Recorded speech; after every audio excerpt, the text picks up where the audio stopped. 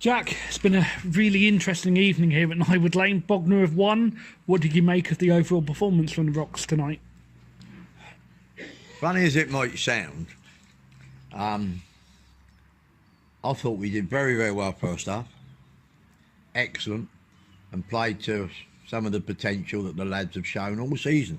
Because we have had a lot of ball all season in lots of games.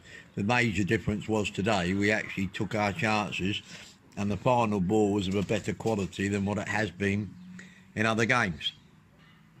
The danger was, of course, that because we've had such a bad season, if we'd have been in those positions a lot more, the second half would have panned out different. But when you're 2-0 up and you haven't won for about 8 months or whatever it is, you know, I think we won the odd game in that time, but people get nervous, whatever the management say, players get nervous, they go deeper and deeper, they encourage people to come on.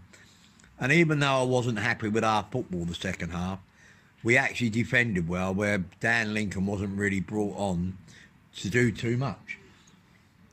Unfortunately, we then had our mad 5 minutes. We're very good at shooting ourselves in the foot. If you look at the video of the goal, it is not a classic how you would want to defend anyway, and you give them the goal. And then when Dan comes and collects it and falls on the floor, I think, great, we're okay. Their chap then, if you look at the video, does something to Sammy. Sammy overreacts, but that's the way it is. So the instigator gets away with it and Sammy gets caught, but it's not what you should be doing. It's irresponsible, whichever way you want to dress it up, especially in the penalty area, because we've gone from the keeper having the ball safely to a penalty. And if it finishes up 2-2, everybody, it's like a victory for them and another defeat for us. And to be fair, Dan did brilliant and made a great save, and it gave us 3 points. And when you think they're in the playoffs, we're more than likely to get relegated. And but it just says what I've said all along, really. We're not that bad a side, but we're still not quite right, and we need 2 or 3 players to add to the squad. But they're not easy to find within our wage restrictions and our location. So it's that's where we are. What was your view on Sammy Oab's mad moment? He's the skipper of the side and he's come very close to costing his side and you the victory. He's let himself down tonight. Let's just say we'll have a quiet chat at some stage in the future. We'll move on, Jack. I need to talk about the incident at the end of the 2 benches. It was unsavoury, it was entertaining, but it was unsavoury, and it's not what you need to see, and it could cost the club money. Yeah, it could. I mean, say, as one of the people that's very strong against all that, and technical areas are the responsibility of managers.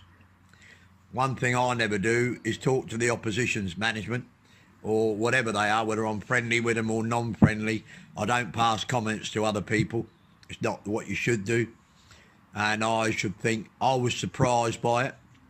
But when they got the penalty, their bench obviously got very excited because they thought they got themselves where they didn't look like they were going to get themselves out of trouble. Within 2 minutes, that was that. There was lots of verbals going on between the 2 benches. And then you only want one person to make an error. And unfortunately in football, you get this tribal thing where one goes for one, and the minute one reacts, and then it's 2v1, and then someone wants to be 2v2, and then suddenly you've got, because it's the end of the game, everybody's coming to that direction. You've got mass pushing, shoving, and I didn't really. I was just more intent on trying to drag our players away. But we'd have to wait for the referee's report, because there was no video evidence from our people, because our cameraman, the game had finished, he shut his thing down. So I don't know. So we'll have to wait and see what the referee's report says. We'll answer it. Obviously, I agree with you. It wasn't... the good thing was no one was hurt. Need to ask you, the result tonight staves off relegation. we go again Saturday, the relegation could still happen, but surely the players tonight proved that they can still do a job at any level with the performance they did put in at the first half tonight. I know it sounds strange, but I'm most probably one of the few people that's enjoyed this year because I actually enjoy the challenge. I enjoy the challenge of players, young players, having to play against experienced players that are earning more money, have got a better catchment area and got sometimes better players. I enjoy that challenge. I'd rather, at my age in life, take on that challenge than win every week against inferior opposition. But I do understand it's not what supporters want. I do understand that. And I'm just pleased that the players actually got something for their efforts, because they have worked extremely hard this season for the club. And we do know, we know where our shortcomings are. We ain't got, there's no illusions. And I was pleased for Tommy Scutt to score, which is good, because even though, you know, he's got a long way to go, what he does show, he wants to get in the box. And if we have missed something this year, is we've got all good midfield players. But I thought first half, Dougie Duck run the show. Yep. I thought because of the way we went deeper and decided panic set in a bit, he didn't really get involved too much second half. And I thought the most important move in the first half was the way he linked with Swallow, which gave us good penetration down the left-hand side and good thing. And the minute you go long and it becomes a 50-50 game, then you're relying then on aggression, physical presence and all them things.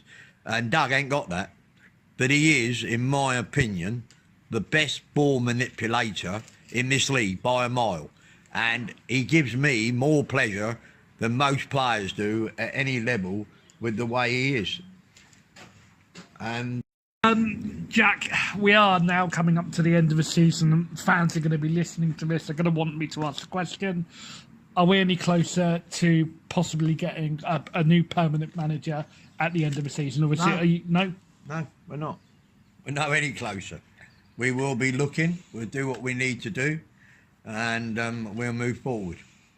Okay. That. Thank you very much. We're nowhere nearer. When you say you're looking, does that mean that you don't intend to still be the team manager next season? Not necessarily, no. But it's doubtful. But it's not definite. No. But it's It's doubtful. doubtful that you will be. It's doubtful I will be, but it's not definite. Yeah, because I think people are interested to know that. Well, they ought to be interested to know. I still feel I have a lot to offer this football club in terms of education players need to play the bloody game. And it is a massive, massive job. Unfortunately, the noisy minority do not have a clue, in my opinion, about the problems that we suffer as a club. And because they have to understand that I've been here quite a few years now. I'd like them to write down how many players living in this location, Bognor, Pagham, Chichester, say to Littlehampton, have played at Step 2 level in the last 10 years. I'd then like to ask them how many people have been willing to back this club to the level that other clubs have been backed to. And one of the proudest achievements I had is the fact that if you go from Hastings to Weymouth, which is quite a big area, we are the only club still playing at the level we were or above 40 years ago, who have not had to amalgamate, not had to go into a CVA, not had to go out of business owing thousands and reform, or gone out of business altogether. We're the only one that has still got good facilities, good standard of football to play at, and don't owe anybody a single shilling and got money in the bank. And if that's the legacy I leave, I'm immensely proud of that. And I refuse, I could have tried to save my football managerial reputation, because we could afford to go and sign people on ridiculous money that might have kept us in this league. It would have sent the club long term out of business, owing money like most people do who get relegated from this league. And when we look around, there's not many people that can look and say there is somebody living in this vicinity that is a proven manager at this level. There's plenty that can do step 3, there's plenty can do step 4, and there's plenty can do step 5. There's not many can say I'm willing to do the job and I'm proven at step 2. I look at the 2 things that we've missed all season is a goal scoring midfield player and a striker that's a proven goal scorer. And I've heard all the criticisms, I've read some of it, and I understand it. With the knowledge that the supporters have, I can understand their frustration. I don't have a problem with that. And I agree with a few bits of their comments, and I can understand it. But none of them can give me the name of the 2 players who could play in midfield or front player at this level, living within 25 miles of Bognor, so they can train with us, that are within our financial restraints. And without, you could have all the, we'll do this, we'll do that, and it wouldn't have mattered who the manager was, in my opinion. I accept that certain managers might have come in and had a bit of more luck than me. And last year, Jamie and Dabber, in my opinion, produced a miracle. Because you have to be fair, if we hadn't got Dan Lincoln in, we would not have got anywhere near the top of that league. Nowhere near it. And we had the boy, Fraser's goals from midfield were immense. Do I think Fraser could score any of those goals at step 2? No. Where's he playing now? Step 5. That's the reality. And I'll be very honest, all the players, if I was given all the same options again on the players I released, even with hindsight, I would make all the same decisions. That's all I can tell you. Okay. But I do accept my job was to get a midfield player in and a striker in, and I have failed absolutely miserably in those areas. Miserably. As you say, what we don't know is what somebody else would have done. But they're not Everyone here. else, but- All I'm telling you is those players do not exist. Those 2 players that we needed do not exist in this area. And if it wasn't for my contacts, you wouldn't have got Keaton Wood, you wouldn't have got Christian Campbell, and you wouldn't have got Manny, the centre half. And you wouldn't have got the lad Justin from Barnet. Because the only reason they're with us is because of my connections with the chairman of those football clubs, who actually value, they still think coming to Bognor is good exercise for their players, because they think we play it in the right way. And people will be amazed at how high Bognor as a football club is held by other people outside of Bognor than what it is with people inside of Bognor. That's all I can tell you.